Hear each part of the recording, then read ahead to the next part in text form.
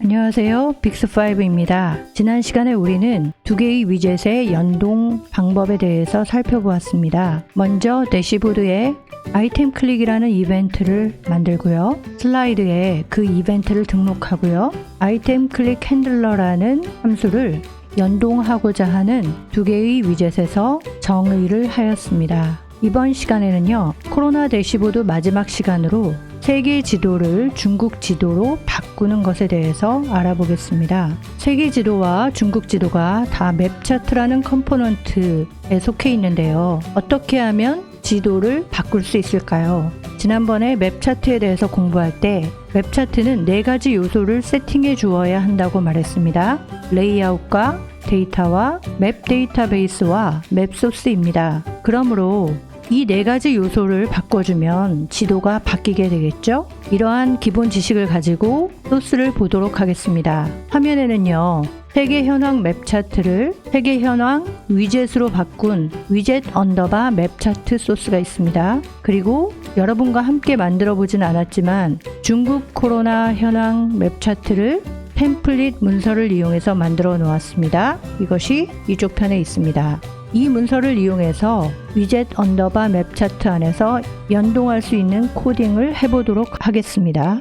먼저는요, 위젯.component ready 핸들러 안에서 슬라이드를 불러와서 이벤트를 등록을 해야 되겠죠? 위젯.get slide 하고 add event listener 한 다음에 아이템 클릭 그리고 위젯.item 클릭 핸들러라고 등록을 해주고요. 여기에서 이 컴포넌트 아이디도 위젯.component 아이디로 바꾸어 주겠습니다. 컴포넌트 아이디는요, 이 함수 안에서만 쓸 수 있는 지역 변수였는데 위젯.component 아이디로 바꿔주면 전역 변수처럼 사용할 수가 있습니다. 이 함수 안에서 뿐만이 아니라 이 함수 밖에서도 쓸 수 있게 되는 것이죠. 여기 밑에 보시면 맵 데이터라는 변수를 위젯의 필드로 바꿔줬을 때 이 변수는 이 컴포넌트 레디 핸들러 안에서 정의되지 않았어도 쓰여질 수 있는 겁니다.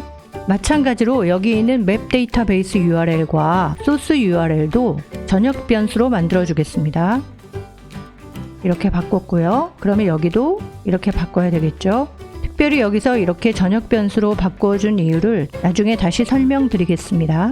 이제 위젯.item 클릭 핸들러를 정의해 주도록 하겠습니다. function event라고 써야 됐죠? 이 부분을 잊지 마시기 바랍니다. 그리고 나서 이제 이벤트에 있는 정보들을 불러와야 될 겁니다. 지난 시간에 했던 것처럼 China clicked라는 변수에 이벤트 안에 있었던 디테일 안에 있었던 China clicked를 가져오겠습니다. 그리고 전역 변수로 만들었던 컴포넌트 아이디도 다시 지역 변수로 바꾸어 주도록 하겠습니다. 이제 China click true이면 우리는 지도를 바꿔 주어야 합니다. 그러려면 지도의 4가지 정보를 바꾸어 주어야겠죠? 그래서 이제 미리 만들어 놓은 중국 지도에 관한 문서에 가서 여기서 레이아웃과 데이터와 맵 데이터베이스와 맵 소스에 관한 정보를 가져오도록 하겠습니다. 먼저 레이아웃에 관한 이 스크립트 택 전체를 복사해서요, 기존에 있던 레이아웃에 관한 스크립트 택 밑에 붙이도록 합니다. 붙였고요. 이제 맵 데이터베이스 URL, 소스 URL, 맵 데이터를 다 가져오도록 하겠습니다. 복사해서 여기 if절 안에 붙이도록 합니다. 됐고요. 이제는 이 4가지 소스를 세팅을 해주어야 합니다. 그래서 여기에 있는 이 부분을 가져오도록 하겠습니다. 만약에 China clicked가 true이면 이 4가지 소스를 써라 하는 말이 되겠습니다. 그런데 여기서 아이디가 아니라 컴포넌트 아이디였죠. 다 바꿔주었습니다. 그리고 이 레이아웃 부분은요, 지난 시간에 설명드렸다시피 위젯에서는 셋 레이아웃을 해주지 않는다고 했습니다. 왜냐하면 레이아웃에 관한 스크립트 전용 태그를 만들었기 때문에 빅스5 내부에서 이 스크립트 태그를 가져다가 레이아웃을 한다고 했습니다. 그런데 여기서는 특이한 상황이 벌어졌는데요. 레이아웃 태그이 2개입니다. 이럴 때는 빅스5 내부에서 이 스크립트 태그를 인덱스 번호로 인식합니다.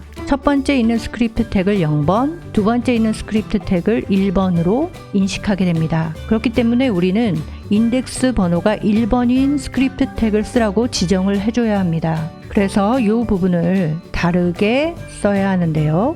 이때 쓰는 함수 이름은 위젯의 get component template add 이라는 함수입니다. 이렇게 해주시면 되고요. 여기서 if절이 끝나고요. 이제 else를 넣어줘야겠죠? else인 경우에는 다시 여기에 있는 이 디폴트 값을 넣어줘야 합니다. 그래서 복사를 해서 갖다 붙이도록 하겠습니다. 이때 set layout도 필요하겠죠? 다시 인덱스 번호 0번에 레이아웃을 택하라는 명령을 내려줘야 할 겁니다. 그래서 여기에서는 얘를 0으로 고치면 되겠습니다. 이제 제가 아까 맵 데이터베이스 URL과 소스 URL이라는 변수를 위젯의 필드로 만들어준 이유가 여기에 있는데요.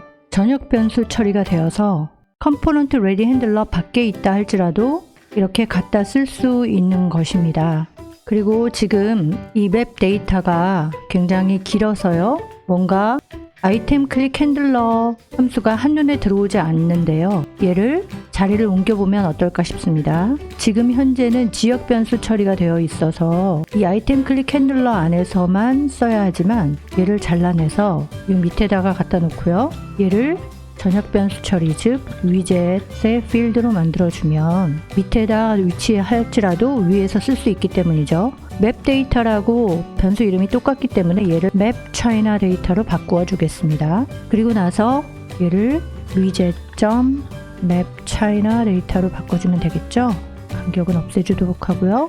얘는 하나 밑으로 내려가서 이렇게 정리를 해주고요. 그리고 이런 것들을 지움으로써 간편하게 핵심만 보일 수 있도록 해보겠습니다.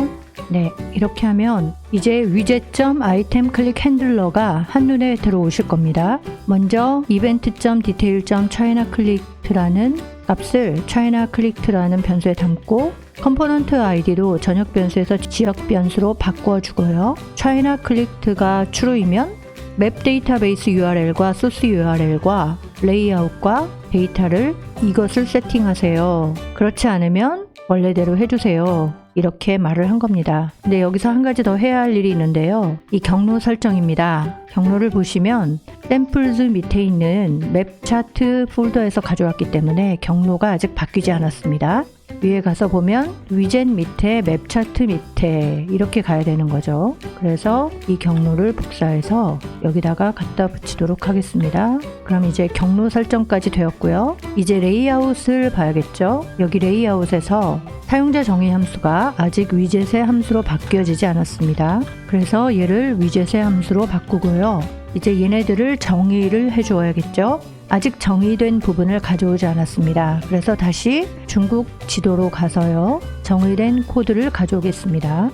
가져와서 이 밑에다가 넣으면 되겠죠. 그런데 이렇게 보시다시피 컬러 펑션이 두 개가 정의가 되어 있습니다. 제가 세계 지도와 중국 지도에서 localfill.js 펑션에 대해서 같은 이름을 주었거든요. 그래서 중국 지도의 사용자 정의 함수 localfill.js 펑션의 이름을 바꿔주겠습니다. 그리고 얘네들을 위젯의 메소드로 바꿔주면 되겠습니다. call function 해주고요. 얘도 위젯.color 펑션은 펑션 이렇게 바꿔주면 되겠습니다. 이제 다 된 것 같은데요. 한번 열어보겠습니다. 네, 이렇게 중국 지도로 바뀌고 있습니다. 다른 행을 누르면 다시 세계 코로나 현황으로 나오고요. 중국 행을 다시 한번 눌러보겠습니다. 중국 코로나 현황으로 바뀌었고요. 중국 지도로 바뀌었습니다. 이탈리아를 눌러볼까요? 네, 다시 세계 코로나 현황, 세계 지도로 바뀌었습니다. 제가 각각의 컴포넌트를 만들 때는요, 그 자체로 멋있었지만 이렇게 대시보드 위에 나와 보니 색깔이 서로 조화를 이루어야 되는 걸 알 수 있죠. 그래서 제가 색깔을 좀 바꾸어서 이렇게 완성을 했는데요. 여러분께서도 원하시면 색깔을 바꿔보시기 바랍니다. 그러면 빅스5 웹차트 그리드를 사용하는데 좋은 연습이 될 거라고 생각합니다. 여기까지 해서요. 코로나 대시보드 만들기 프로젝트를 다 마쳤습니다. 그동안 시청해주셔서 감사하고요. 대시보드를 만드는데 도움이 되셨길 바랍니다. 감사합니다.